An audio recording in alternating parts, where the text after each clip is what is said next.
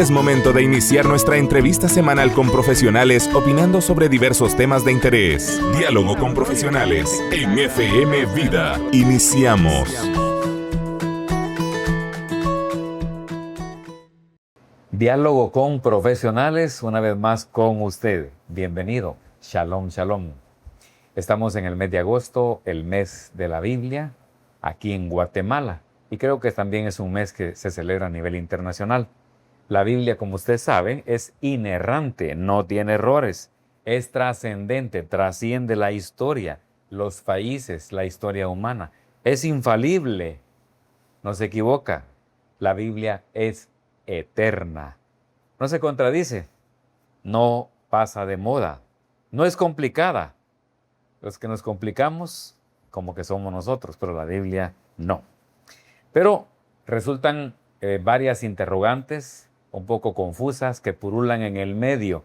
Y por ese motivo estamos acá con el pastor y licenciado en teología.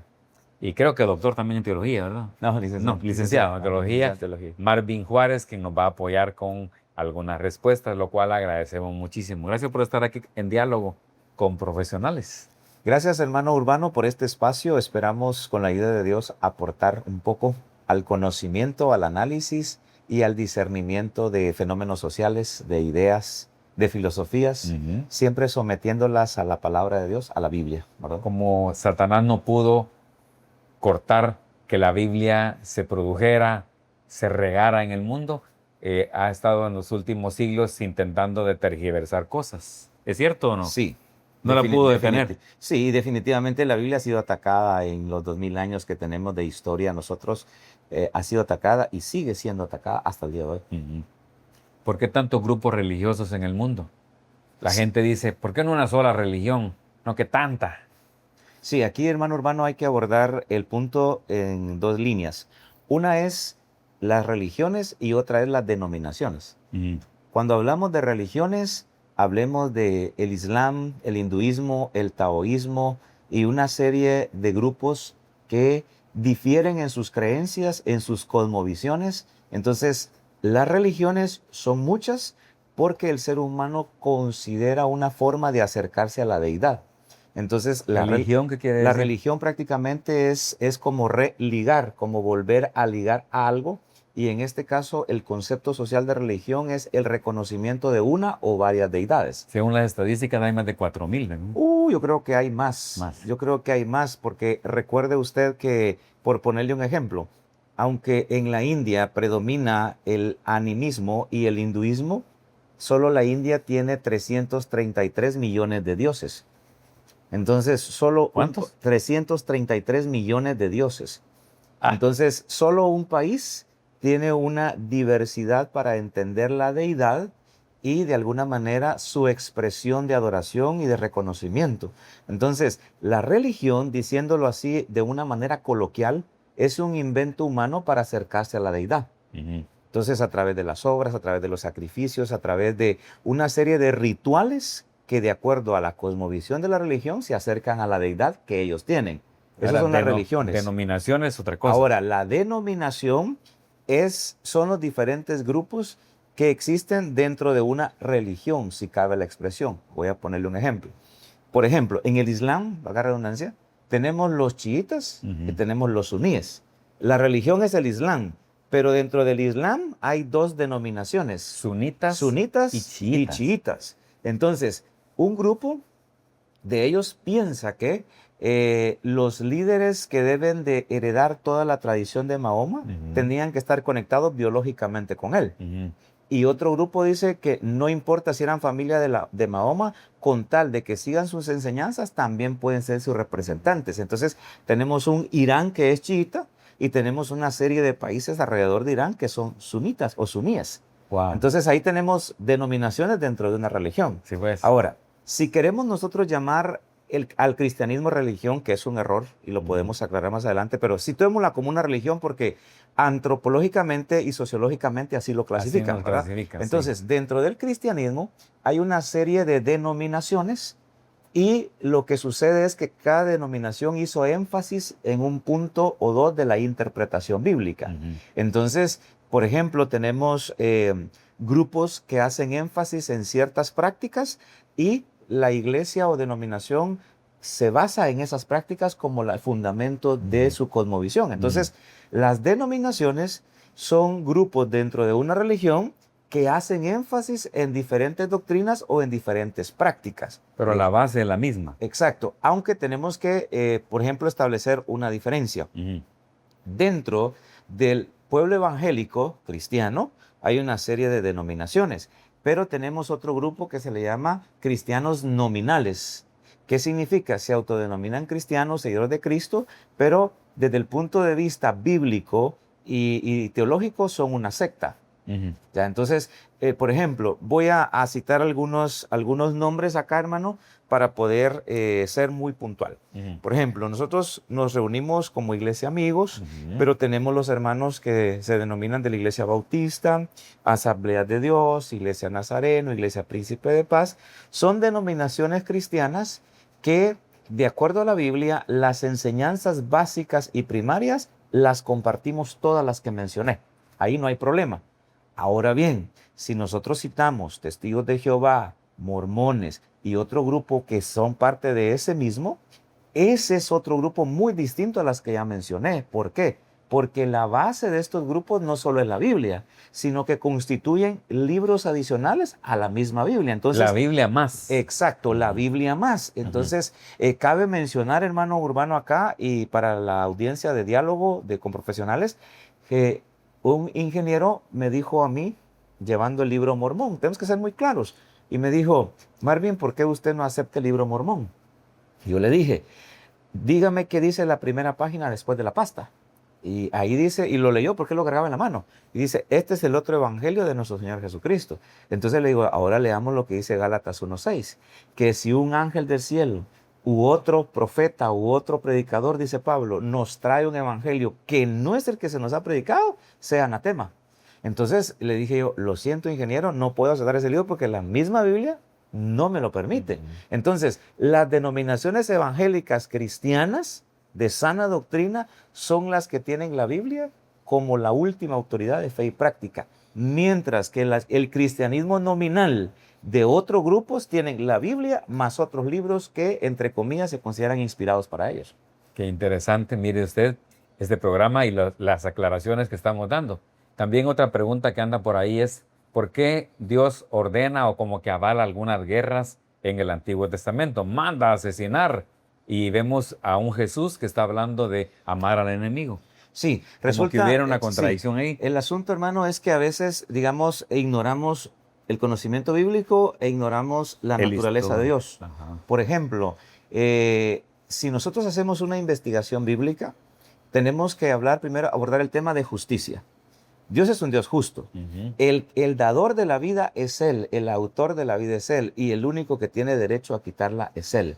Entonces, cuando nosotros vemos un juicio de Dios de este lado del mundo, 2000 años después, y en la condición en la que estamos, nos parece que ese juicio fue incorrecto.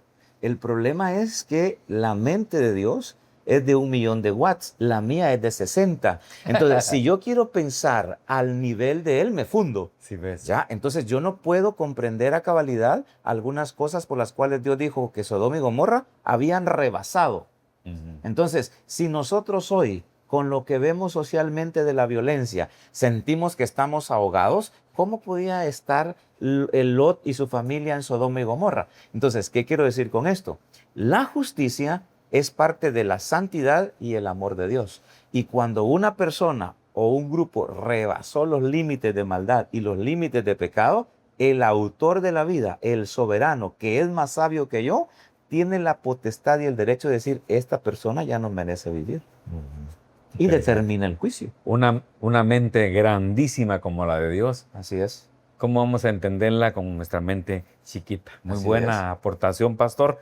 ¿Por qué si el pecado se hereda, dicen algunos por ahí, otra pregunta que han hecho, Dios tendría que castigarme y mandarme al infierno? Dicen algunos. Exacto. De hecho, parte de lo que usted está diciendo es una razón. Dios tiene que castigar el pecado. No se puede quedar impune el pecado. Sin embargo, como nosotros no teníamos la capacidad moral para poder, digamos, reivindicarnos una santidad e imponernos una santidad al momento de morir, entonces Dios se proveyó de un cordero, como le dijo Abraham a Isaac. Dios se proveerá de cordero y Dios se proveyó de Jesucristo para que nosotros hoy pudiésemos a través de él tener la oportunidad de pedir perdón y de tener la salvación. Dio el remedio. Exacto, o sea que Dios no dejó de castigar el pecado. Dios lo castigó, el asunto es que lo castigó en su Hijo. Sí, en su Hijo lo castigó. Entonces, como ya el pecado fue castigado en él, yo tengo hoy el acercamiento a Dios. Sí, pues. Y ya tengo el camino hecho. Ajá. Entonces, pero Dios siempre ha castigado el pecado y siempre lo va a castigar. Gracias a Cristo que a través de él, nosotros ahora tenemos la salvación por él. Exacto. Algunos también dicen opositores a la Biblia, ¿verdad? Porque estamos en el mes de la Biblia y es bueno leerla, pero algunos dicen, hay contradicciones. Fíjese que Caín dice que fue a hallar esposa y si solo estaba él con Eva y Adán, ¿de dónde sacó la esposa? Dicen algunos. Interesante las preguntas. En Génesis, ¿verdad? Eso está como la pregunta, ahorita respondo esa, pero para que la audiencia también analice y entre en ambiente con nosotros. En el primer día Dios crea la luz, pero el sol y la luna lo crea hasta el cuarto día. Entonces la pregunta es, ¿qué luz era la del día 1? Sí. Si hasta el cuarto día aparece el sol y la luna. Bueno. Pero eso lo vamos a contestar después, solo para que la audiencia entre en ambiente. Ahora, lo que usted planteaba de con quién se casó Caín. Recuerden ustedes que entre Génesis 1, Génesis 2 y Génesis 3 no tenemos estipulado cuántos años pasa de un capítulo a otro. Nosotros lo vemos de corrido. Pero se cree que son cientos de años, miles. Y cientos o miles de años pueden ser. Del 1, exacto, Génesis 1.1 al Génesis 2. Génesis 2 a Génesis 3. Pudo haber pasado una serie de años que nosotros no lo sabemos. Número 1. Número 2, en la Biblia, en las genealogías del Antiguo Testamento no se citan a las mujeres. Solo se citan a los hombres. Esa está buena. Por eso dice, y Adán tuvo, no es racismo, tuvo hijos e hijas. No que el problema es cultural. Cultural. Cultural. Y recuerden ustedes que el pecado afectó la conciencia humana y lamentablemente después del pecado la mujer pasa a ser un objeto del hombre. Que gracias a Cristo eso se cambió. Reivindicó el valor de la mujer. Entonces, en las genealogías del Antiguo Testamento no se citan los nombres de mujeres. Solo dice, y tuvo hijos e hijas. Entonces, Eva tuvo más hijas, porque la Biblia lo dice, tuvo hijas, aunque no nos dicen los nombres, y de alguna manera, en el inicio de la humanidad, hermano Urbano, Dios en su soberanía permitió la unión entre conexiones familiares biológicas, porque empezaba la humanidad. Esa es otra que le tengo, que algunos dicen, ¿por qué si en el Antiguo Testamento había poligamia y se casaban con familias? Sí, una cosa es el inicio de la humanidad y luego llega la ley. Ya en la ley Dios establece que ya no puede haber incesto. Pero al inicio no podía. Dios tenía que haber hecho una pareja de Adán por allá, otra pareja con Esteban por acá, para que genéticamente no hubiera problema. Pero al principio Dios permitió que se casaran entre familia. No era lo ideal para nosotros hoy porque nosotros ya tenemos una humanidad de 8,000 millones. Pero en el inicio Dios corrigió que no hubieran problemas genéticos. Cuando llegamos a la ley ya se establece porque ya hay más humanidad y ya no tiene que ser en familia. ¿Ya? Y también porque dicen que nacen hijos deformes. Es que el problema cuando hay una cuestión genética, casarse con primos. Sí, no es correcto. Por eso la ley de Guatemala establece que no se permiten los matrimonios hasta el 4º grado de consanguinidad. O sea, del 4º grado en adelante se pueden casar, pero antes no. ¿Por qué? Por problemas genéticos. El síndrome de Down, síndrome de Turner y una serie de síndromes que pudiéramos mencionar pueden darse por la composición genética parecida. No es correcto casarse entre familias. Al inicio de la humanidad, Dios lo permitió porque estaba empezando la humanidad. Pero llega un momento en que en la ley de Moisés se establece que eso ya no se permite, ¿verdad? Sí, pues. Y la otra cuestión que usted mencionaba en relación a por qué se permitía la poligamia. Una cosa es que la Biblia me prescriba y otra es que la Biblia me describa. O sea, cuando leemos lo que hizo Salomón y lo que hizo David, prescripción. Es una descripción. Descripción. Me está contando lo que ellos hicieron, pero no me está diciendo que yo lo puedo hacer. Que yo lo tengo que hacer. Entonces, cuando nosotros abordamos la Biblia desde el punto de vista hermenéutico y exegético, no podemos nosotros determinar y definir que como David danzó, hoy tengo que danzar. Como Salomón tenía tantas mujeres, yo puedo tener más. No, me está contando por qué. Porque la Biblia no oculta los errores y los pecados de sus protagonistas. ¿Por qué razón? Porque el ser humano desde Adán hasta el día de hoy tiene el mismo corazón. Lo que cambia es el cascarón y el ambiente, pero tenemos el mismo corazón Y los problemas que ellos tuvieron, nosotros los podemos enfrentar. Y para que no caigamos en Solo el que mismo ahora bache, con internet. exacto, para que no caigamos en el mismo bache, Solo Dios que nos ahora dejó con ahí, redes sociales. ¿verdad? Para que no cayéramos en el mismo hoyo. Por eso dice Proverbios, la sabiduría clama en las calles, Sí. para que yo no caiga en el mismo hoyo. Para terminar con este tema de Caín halló esposa y no está en la Biblia, otro argumento que uno de los abuelitos del Evangelio me comentó fue que no se podía descifrar cada hijo que naciera porque no cabría la información en la Biblia. Entonces ya habían, en ese versículo que usted nos dijo, engendró hijos e hijas, Exacto. ahí pues cabe. Sí. Ahí De cabe. hecho, si usted la audiencia No se revisa podía- el Antiguo Testamento, se resalta cuando las hijas de Zelofejad llegan a pedir herencia a Moisés. Porque dice, murió mi papá y no tenemos hermanos. O sea, el apellido y el nombre de nosotros se va a perder. Entonces Moisés consulta a Dios y le dice, dales herencia porque tiene razón. Entonces ahí será un asunto de jurisprudencia. En alguna otra ocasión podemos trabajar la jurisprudencia. Alguien dice, ¿por qué sufre la gente buena? Sí, el asunto, hermano, es que no podemos nosotros obviar que vivimos en un planeta afectado por el pecado. Ajá. Pregunto, ¿por qué las flores tienen espinas? ¿Por qué los animales tienen veneno? ¿Qué hicieron ellos? Resulta que en la soberanía de Dios, Dios sujetó de alguna manera a sus propósitos y sujetó a la moralidad del ser humano la administración del planeta.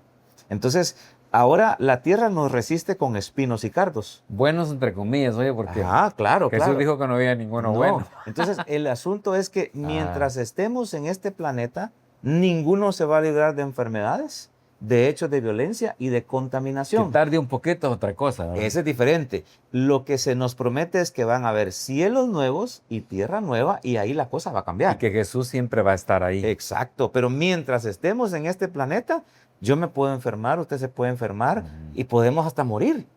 Por eso Cristo es la resurrección y la vida, ¿no? Preguntas incómodas en el mes de la Biblia. Sobre la Biblia estamos acá tratando de poder llevar, y no podríamos contestarlas todas en un programa, pero vamos a tratar de contestar la mayor parte de las que nos han llegado a nuestra redacción en FM Vida. Por ejemplo, el tema de los diezmos, ¿cómo da discusión? Algunos dicen ya no es tiempo de dar diezmos, ya no hay que darlo porque esa es la cosa del Antiguo Testamento, pero los que lo damos felizmente pasamos bendecidos, porque Dios nos bendice cuando, en el caso personal, pero ¿qué podríamos aportar sobre este tema que siempre da discusiones, más ahora que hay redes sociales, ¿verdad? Sí. Como dan duro y... Sí, mire, ¿Qué podemos aportar? el Antiguo Testamento claramente establecía 3 diezmos. Empecemos por ahí. Ajá. Empecemos por ahí. La iglesia hoy y los diferentes grupos denominacionales solo toman uno. Un Y solo diezmo. toman el que les conviene. Ujú. Los otros 2 no lo toman en cuenta. Pero en Deuteronomio hay 3 diezmos. Un diezmo para los levitas, otro diezmo para las fiestas del templo y otro diezmo para los huérfanos y las viudas. Levitas, fiestas Y huérfanos y viudas. y huérfanos. Entonces, Wow. El 30%. Era el 23. 23. El 23%, porque era como el diezmo del diezmo que se juntaba y se daba cada 2 o 3 años. Oh, ¿Ya? Tendríamos que tener un poquito más de detalle para poder captar. El asunto es que En otra ocasión. en el Antiguo Testamento se mencionan 3 diezmos. Hoy solo se da énfasis a uno, ajá. Al 10%. al 10% y Del que lo dinero. traigan a la iglesia. Pero, por ejemplo, si queremos nosotros sujetarnos a la enseñanza del diezmo porque está en la Biblia, yo pregunto, ¿qué iglesias apartan el diezmo de todo un año y lo dan a los huérfanos, a las viudas? Ujú. No se Nadie hace. lo hace. Sí. Entonces, el tema del diezmo por ese lado, en ese punto. Segundo, cuando leemos del libro de Hechos hasta Apocalipsis, el tema del diezmo ya no sale. Ujú. Ya no sale. ¿Por qué razón? Ofrenda, sí. Ah, sí, por eso. Entonces, en la ley era el 10%, en la gracia es el 100%. Wow. El asunto es que... Guau de guau. El asunto es que en la ley tengo que dar el 10%. Es más, usted podía redimir el diezmo. No sé si lo sabía. Usted dice, por ejemplo, le voy a poner un ejemplo. Tengo grave mi... Usted dice, me murió mi mamá. nació un chivo, Ajá. un borrego, ¿va? Usted dice, y esta es la primicia, este es el diezmo que yo doy de mis animales. Ajá. Usted podía comprarlo y dar el dinero y quedarse con el animal. O sea, la ley regulaba todo eso en el Antiguo Testamento, Ajá. pero era el 10%. Ahora, en la gracia es el 100%, pero es por amor. Por eso, 2 Corintios 9:5. Cada uno dé como propuso en su corazón, no con tristeza ni por necesidad. O sea que en el momento en que yo voy a entregar mi diezmo con tristeza, mejor no lo doy. Bueno, lo dieron. Mejor, porque dice, no lo tengo que dar con tristeza. Ah, mire, yo necesito que Dios me pague 50,000 de deuda. Lo estoy dando por necesidad. Tampoco. Dios El ama al estándar dador podría alegre. ser en este tiempo de la gracia del diezmo, pero usted puede dar más. Exacto. ¿Sabe cómo debemos de explicar el diezmo bíblicamente en este tiempo, hermano Ajá. urbano? Es que la iglesia evangélica, X iglesia, nombre que le queramos dar, adoptó parte del sistema tributario del Antiguo Testamento Me gusta y así. lo aplicó en la forma como la iglesia funciona hoy. Ajá. Pero no puedo yo pensar que que esa es estoy la tabla. aplicando la ley del Antiguo Testamento como es. a como es, Ujú. porque realmente no es así. Y es un principio de fe. Si usted dice, hermano Marvin, hagamos de cuenta que así fuera, yo no quiero dar el diezmo, y usted dice, me voy a salvar, yo creo que la salvación no se compra. Usted se va a salvar si no diezma. Pero yo lo quiero dar de gratitud. Y si puedo, doy más. Ahí está. ¿Verdad? Pero a veces hacemos lío las denominaciones de temas que en la Biblia son muy claros. Claro. ¿Ah? ¿Y a dónde darlo también? Sí, miren, realmente lo que Dios quiere es que ese 10% que usted decidió, 15%, 20%, porque puede ser más, que vaya para bendecir a otros. Puede ser a la iglesia, puede ser un ministerio para eclesiástico, un seminario, un centro de capacitación, sociedad bíblicas, gedeones Eso internacionales. no le va a gustar a muchos que están oyendo. Pero es la realidad. Porque será- Es más, puede ser para bendecir en un momento dado a un siervo en particular. Sí. Puede Mira qué ser bueno. en un momento dado. Ujú. Pastor, vemos una Biblia que tiene más libros. No voy a decir el nombre porque por ética, pero ¿por qué la iglesia evangélica no tiene 7 libros más? Exacto. Fíjense Otra que... pregunta que está pululando. Perfecto. El canon de la Biblia, 39 libros del Antiguo Testamento y 27 del Nuevo, está cerrado para el siglo I. O sea, toda la Biblia ya está cerrado su canon para el siglo I. Del siglo I al siglo XV, la Biblia digamos, lo contenían 66 libros. En el Concilio de Trento, en 1538-1545, la Iglesia Católica decidió en el Concilio de Trento, Trento es una ciudad, decidió agregarle a los 66 libros 7, 8 más. Yo tengo un ejemplar aquí en mi biblioteca de una versión de esas y usted puede darse cuenta por qué es que no aparecen en el canon de la Biblia de 66 y por qué durante 15 siglos no fueron tomados en cuenta, porque son apócrifos. Deme 2 razones. 2 razones. Una, Tobías dice que para reprender demonios, con que usted queme las vísceras de los pescados y las deje oler en el cuarto, los demonios se van. Contradice los Con evangelios. tufo a pescado. Exacto, y los demonios nunca se van así. Con olor a pescado. Exacto. Y 2, el segundo libro de Macabeos al final dice, hasta aquí, lo voy a parafrasear, hasta aquí logro escribir esto. Si me equivoqué, bueno, y si no, esto fue lo que pude escribir y ya. Así dice Macabeo. Entonces, ¿cómo vamos nosotros a entender que Moisés diga, bueno, esto es lo que yo pienso, allá Dios sí está de acuerdo conmigo? No, Moisés vino palabra de Jehová y Dios me Dios dijo, dijo. mientras que Macabeo dice, esto fue lo que pude escribir. Allá Dios si le gusta y si les parece a ustedes. Entonces, esos libros que usted alude no están inspirados, tienen anacronismos, tienen ambigüedades y contradicen los otros libros de la Biblia. Entonces, históricamente, durante 15 siglos, el canon bíblico fue de 66, sigue siendo de 66, pero de 1538, 1545, el Concilio de Trento los agregó y hay versiones que tienen más que 66 libros, ¿verdad? Si Dios sabe el futuro de una persona, pero Él ora, clama y Él tiene un historial, como que a veces Dios cambia de opinión. ¿Cómo se puede explicar eso? Dicen algunos. Sí, lo que sucede es que recuerden que Dios es soberano y Dios es justo. Y en la Biblia nosotros tenemos algunas figuras de lenguaje. Por ejemplo, hermano urbano, tenemos antropomorfismos, zoomorfismos, antropopatismos, hebraísmos, que son figuras de lenguaje e idiosincrasias del idioma. Entonces, cuando el escritor dice, y se arrepintió Dios de, no es que el escritor está diciendo que Dios se arrepiente como yo me arrepiento. Por ejemplo, yo me puedo arrepentir y decirle, hermano urbano, si yo hubiera sabido que estaba tapada la calle, yo no voy. El arrepentimiento mío es porque yo no lo sabía y yo me equivoqué. pero Dios no se equivoca. Entonces, el término arrepentimiento en Génesis 6 está diciendo que a Dios le dolió que el hombre fallara. Aunque ya lo sabía que iba a fallar, pero le dolió. Entonces, ese es un hebraísmo, una idiosincrasia del idioma, que si nosotros no la sabemos interpretar, nos equivocamos nosotros, pero no la Biblia. ¿Qué sucedió con la gente que murió antes de Cristo? ¿Dónde están? Dicen algunos.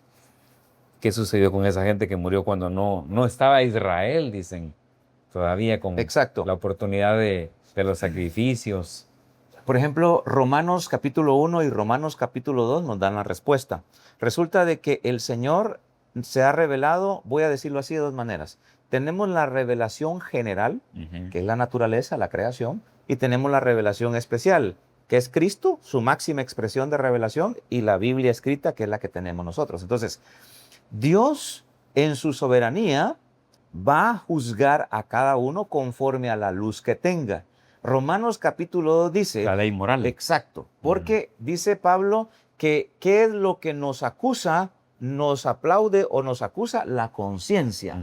Entonces dice, en el día que Dios juzgará los secretos de los hombres. Eso está en Romanos capítulo 2, no me lo estoy inventando. Entonces, ¿qué va a pasar con una persona que nunca oyó del Señor en una etnia remota en Australia, en una etnia remota del Amazonas en Brasil, que nunca oyó del Señor? ¿Será que Dios lo va a salvar así como decimos, lo va a pasar por alto porque nunca oyó de Cristo? No, Dios ya reveló a su conciencia el conocimiento. Entonces, de acuerdo a la luz que la persona tiene del conocimiento de Dios y cómo reaccionó con ese conocimiento, Dios va a juzgar de esa manera. Por eso al que mucho se le da, mucho se le pide.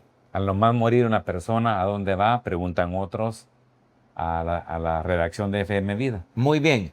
Una persona en Cristo, el apóstol Pablo lo dice en Filipenses 1:21, lo dice en Corintios, que inmediatamente el cristiano muere, va a la presencia de Cristo, inmediatamente. Ahora, la persona no cristiana va a un lugar de tormento, que es el mismo lugar donde fue el rico después de que murió y que tuvo la conexión con Lázaro. Lázaro anhelaba las migajas, no le regalaba nada al rico, murió Lázaro, fue llevado al seno de Abraham, murió el rico en el Hades y ahí estaba en tormentos. La persona que muere sin Cristo en este momentito va a conocer quién era ese rico que estaba con Lázaro en aquel tiempo. Al tormento de una vez, al lugar de tormento. El Hades o infierno, ¿verdad? Sí, el Hades, hermano, es la región de los muertos. Ajá. Y es el equivalente a Seol en hebreo. El infierno es el Gehenna, que es el lugar de tormento. El lago de fuego es otra cosa y el Tartarus es otra cosa. Son cosas, el abismo es otra cosa todavía. Preguntas infantiles, pero también las hacen. ¿El diablo dónde está? ¿Satanás está en el infierno o todavía no está ahí? No, el diablo primero no es omnipresente. Porque pintaron antes para dar algunas películas que en el infierno estaba esperando. No. Y miren, pues, y ahí hay un gran error. Creen que el rey del infierno es el diablo y que la gente al llegar al infierno el diablo la va a estar castigando. No, el diablo mismo va a ser castigado. Él no va a castigar a ninguno. Ahora, el diablo ahorita está suelto. ¿Por qué razón? Apocalipsis 20 dice que es un ángel el que lo va a amarrar con una cadena y lo va a amarrar en el abismo. O sea que el diablo ahorita está suelto porque Dios así le da permiso para estar, pero el lugar específico de Satanás, ninguno de nosotros lo podemos definir. Ahora, él no es omnipresente, omnisciente, ni omnipotente. Pero sí cuando lo derribó, sí. En las alturas. Sí, recuerde que la Biblia habla de 3 cielos. Ajá. 3 cielos. Cielo atmosférico, cielo cósmico y el cielo donde está el trono de Dios. Entonces, el diablo fue lanzado al 2.º y 3.er cielo. Entonces, él tiene acceso al área donde están las estrellas y los astros y tiene acceso de la atmósfera para acá. Entonces, por eso es que cuando en Génesis 3 dice que la serpiente era más astuta, ya el diablo ya estaba habitando el planeta con otros seres que fueron lanzados cuando se rebelaron. Ya estaba en el Edén. Ya estaba en el Edén, definitivamente ya estaba en el Edén. Y Dios en su soberanía lo ocupa para probar a la primer pareja humana. Otra pregunta que hace tiempo la gente dice, cuidadito y blasfemas contra el Espíritu Santo porque ya no hay perdón. Interesante pregunta. ¿Nos ayuda con esto, por favor? Aquí hay 2 cosas. Primero, la blasfemia contra el Espíritu Santo no tiene perdón. Pero primera de Juan 1:9 dice que si confesamos nuestros pecados, Él es fiel y justo para perdonar nuestros pecados y limpiarnos de toda maldad. No hay contradicción. Lo voy a explicar así rapidito. La persona encargada de convencernos que hemos pecado y que hemos fallado es el Espíritu Santo. Entonces, si yo le ofendo a Él y Él ya no decide hablarme, entonces yo nunca voy a pedir perdón. Entonces nunca voy a ser perdonado. Porque nunca voy a pedir perdón. Porque el que me convence es el Espíritu Santo y yo lo ofendí. ¿Qué quiero decir con esto? Si alguien de la audiencia dice, hermano, yo creo que yo blasfemé contra el Espíritu Santo y me siento mal, solo esa actitud indica que no lo ha hecho. ¿Por qué razón? Porque es Dios tratando en él. Pero una persona que dice, no, a mí me vale, yo hago lo que quiero, esa persona puede hacer que ya cruzó la línea. Entonces, la blasfemia no es algo que usted dijo o hizo.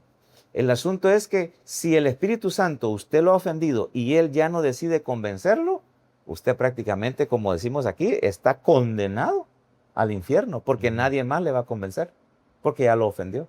Interesante. Estamos con Diálogo con Profesionales. Gracias al pastor y maestro en teología, nuestro hermano Marvin Juárez, por estarnos apoyando con estas preguntas que suelen salir en el ambiente y máximo en este tiempo que estamos impulsando el mes de la Biblia. Y es importante que todos los días usted lea la palabra, porque todos los días olvidamos, decía uno de los padres de la iglesia. Hay una expresión por ahí que dice, donde están 2 o 3 congregados en mi nombre, ahí estoy yo, y lo hemos utilizado por tantas veces. ¿Cuál es el contexto de ese pasaje, pastor? Sí, fíjese que el contexto del pasaje... Cuando nos reunimos ahora, y de todas maneras, Dios está donde están 2 o 3. Mire, hermano, aplicar los versículos ahí es hacer una eisegesis, es sacar un texto fuera de contexto. Porque el versículo que usted cita está dado en un contexto de perdón, de arreglar el asunto entre hermanos. Entonces, cuando nosotros leemos donde están 2 o 3, está diciendo 2 o 3 que ya arreglaron el problema.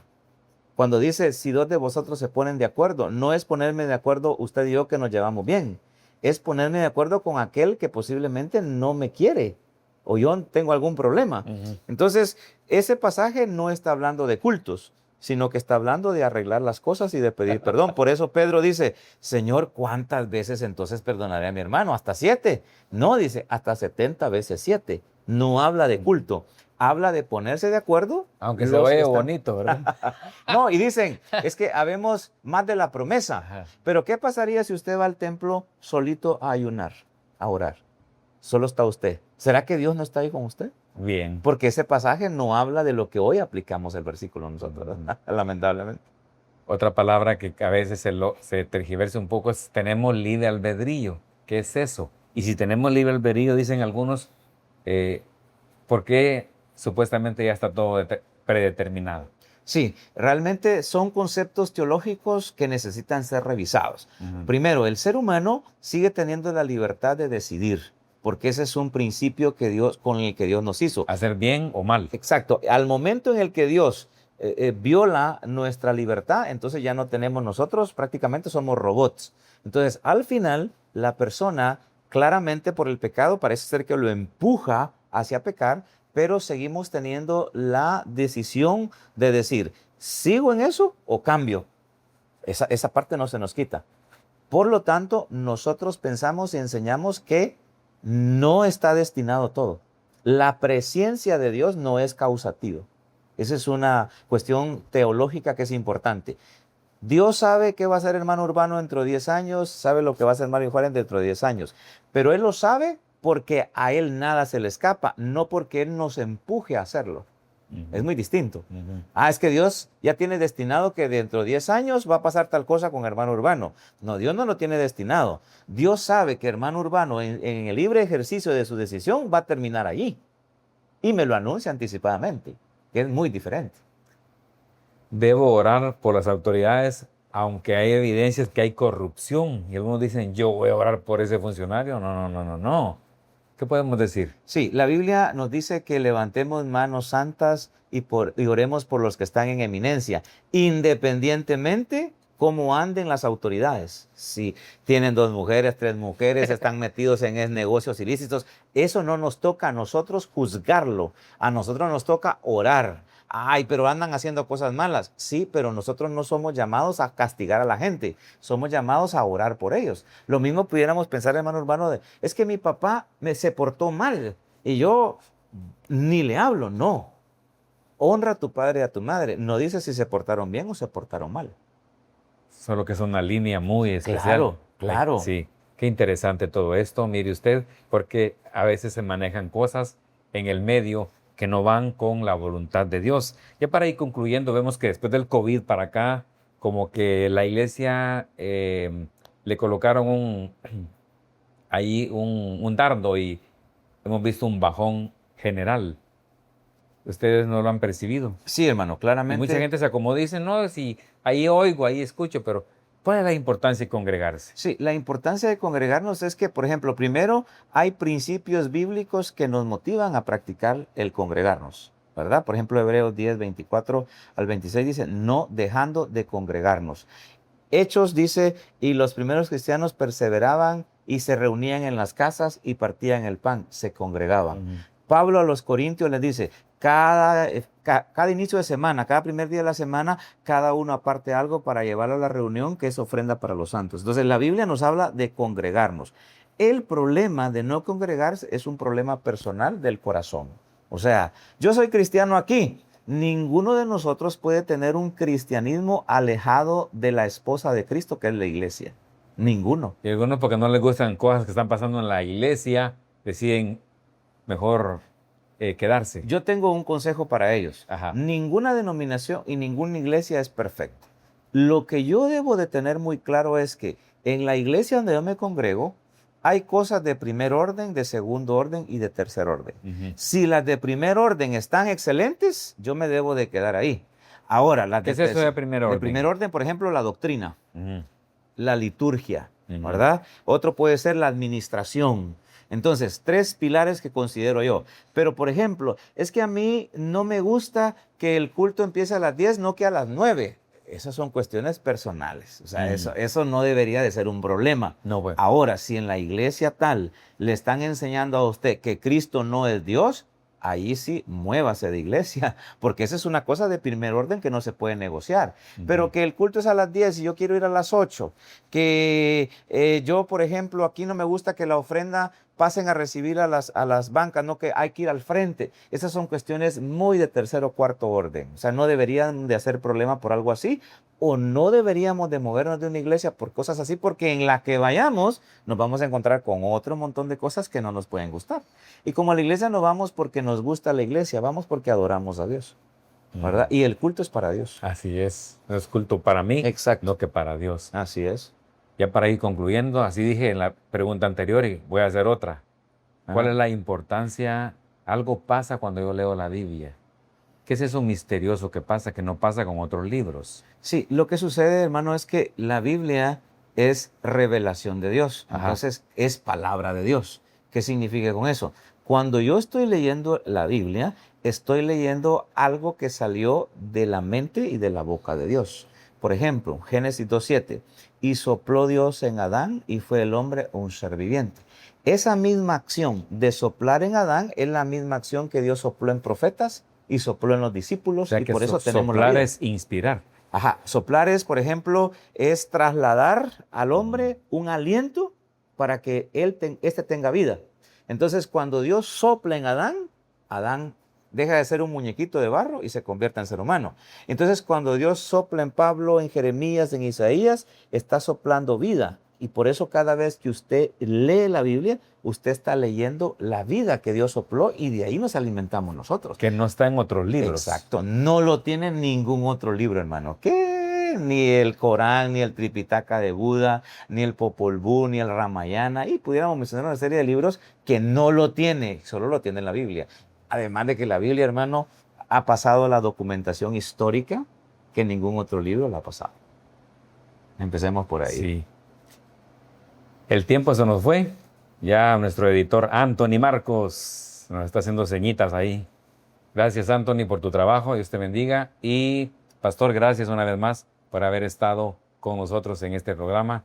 Y si nos promete darnos otro tiempo más adelante, venimos otra vez porque hay más cosas que seguir tratando. Y cuesta que en un programa de de este tiempo logremos llegar todo, ¿verdad? Con muchísimo gusto, Así que, hermano Urbano. Con muchísimo gusto. Cuando se pueda, estamos para servir. para finalizar, algo que quiera decir sobre la Biblia y algo para los que nos ven. Sí, quiero terminar con lo siguiente. La Biblia es un libro históricamente bien documentado y se le puede pasar todo el escrutinio que le pasamos a cualquier documento. Aún con todo eso que les digo yo, nosotros hasta el día de hoy aceptamos la guerra de las Galias de Julio César, los anales de la historia de Herodoto, de Tácito, de Plinio, etc. Y si nosotros sumamos las obras de ellos, son un poquito comparado con los miles de manuscritos que tenemos de la Biblia. Entonces la reflexión para usted es la siguiente. Si usted acepta algún libro de esos como de Herodoto, de Plinio, de Tácito, de Suetonio, de Flavio Josefo, y nadie lo discute, ¿por qué discutir la Biblia? Que tiene mucho más apoyo histórico que esos libros. Entonces, termino con esto. Todos esos libros, incluyendo la biografía de Mahoma y de Buda, tienen un margen de distancia enorme, 300 siglos, 300 años, 400, hasta 1000 años, ¿verdad? Si hablamos de Aristóteles y de Platón, de sus obras. Pero la Biblia ya circulaba, Mateo circulaba 10 años después de la muerte de Cristo. Entonces, si usted tiene si usted tiene esa evidencia histórica, ¿por qué no acepta la Biblia? Yo quiero animarle a que la lea, que la investigue y que le pase todos los exámenes que se le pasa a cualquier libro. Y se va a dar cuenta que la Biblia supera con creces a toda la demás literatura de la historia antigua. Un minuto para orar por todos los que han escuchado esta programación. Oramos. Muchísimas gracias, Señor, en este momento por darnos la oportunidad de llegar con la señal de FM Vida a miles de hogares en Guatemala y fuera de Guatemala a través de la internet. Gracias por hermano Urbano y su equipo que hace posible este programa y este ministerio. Queremos orar por la audiencia y pedirte, Señor, que cada día tenga hambre y sed de conocimiento de tu palabra, hambre y sed de tu presencia, y que cada uno de ellos tenga el compromiso de vivir vidas agradables delante de ti, hoy y siempre, en el nombre de Jesús. Amén. Amén. Amén. Muchas gracias por su tiempo, Pastor Marvin Juárez, hermano. Anthony Marcos en las cámaras, su servidor Urbano Ríos. Le invitamos a la próxima, primero Dios, para estar con usted. Y no olvide que el secreto de la felicidad es aprender a vivir para los demás. Hasta luego. Shalom, shalom. Escuchaste Diálogo con Profesionales en FM Vida. Nuestra entrevista semanal a profesionales opinando sobre diversos temas de interés para crear criterio en la población en general. En la multitud de consejos está la sabiduría.